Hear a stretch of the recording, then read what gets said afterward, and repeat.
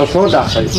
isbitaalkan ma dhibaato ka jirtay oo asaga ka jirto abaarta arda wala soo maray sama haye abaarta arda wala soo maray anigu goolay iska habta haye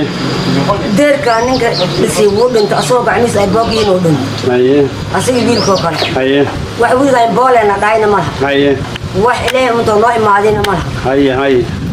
intuu dhisin inta dhaxdoo daktarkii anaga isku maaymaan haye daktarka silmaadkiis uu qaataa laakiin anigu wiilay maxaa ka maqaadan haye taas oo dhibaatiis ka koow sama waa midaas haye xagga nooga sheegay isbitaalka kor ma dhibaato kor oo guri dhibaato wuxuu u qabinaa hadda waa aragtiin maxay tahay taas baatiya waxaan hayad waxaan haay haye waxaan haay waxa soomay boqol haye kursiga carab isku marayaan anagana ka horeeyeen haye wayna isantay haye ruux made oo remajeesa marka magaaladani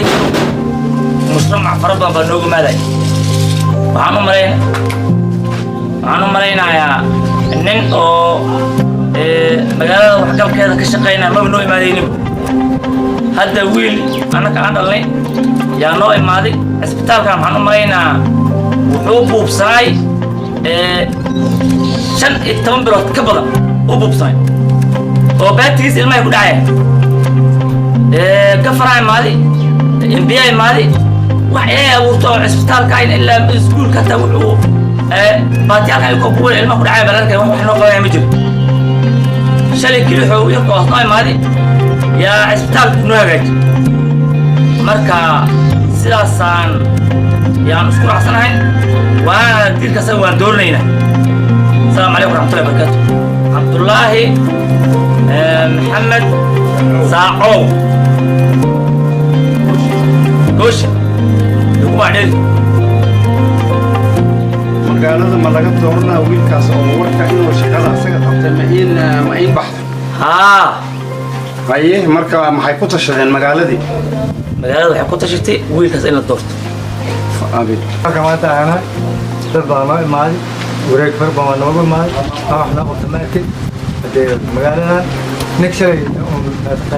saan yeelay hoostaalkan saan u galay isoo sahay wala doornayna aan isku raacsan dad kale oo codkiina in codsaday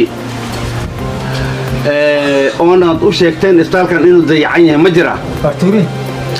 hadda ninka hawshaaneeto in fududay oo isbitaalka in hagaaji magaciisa Abdullaahi Maxamed Saacow Cabdullaahi Maxamed Saacow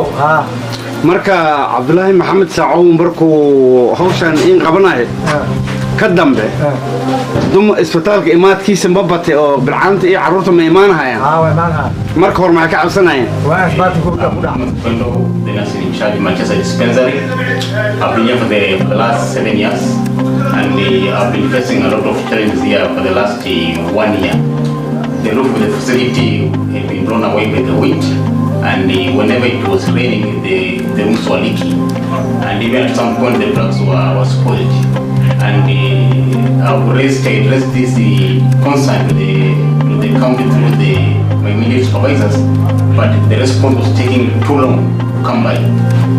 So, but however, I'm grateful to the aspiring Honorable Abdullahi Sao. When I raised the concern to him through a friend, he came in immediately and assessed the situation, and he was able to do the renovation of the roof. Because and after that, at least I noticed that the turnout of patients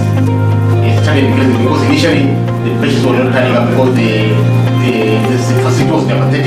a pathetic state to a point that the patients had shunned away from coming to the facility. But as we speak right now, even I'm having a good number of clients outside waiting to be served. So just in short, I just want to really thank so much the coming and say inshallah Abdullahi Sao for the good work you've done. I'm really grateful to him. Yeah, that's so much I can say. In fact, I really appeal to my local people from Manchester area and the surrounding region to actually consider this guy as the MC because he has really shown that he can work for them and deliver for them.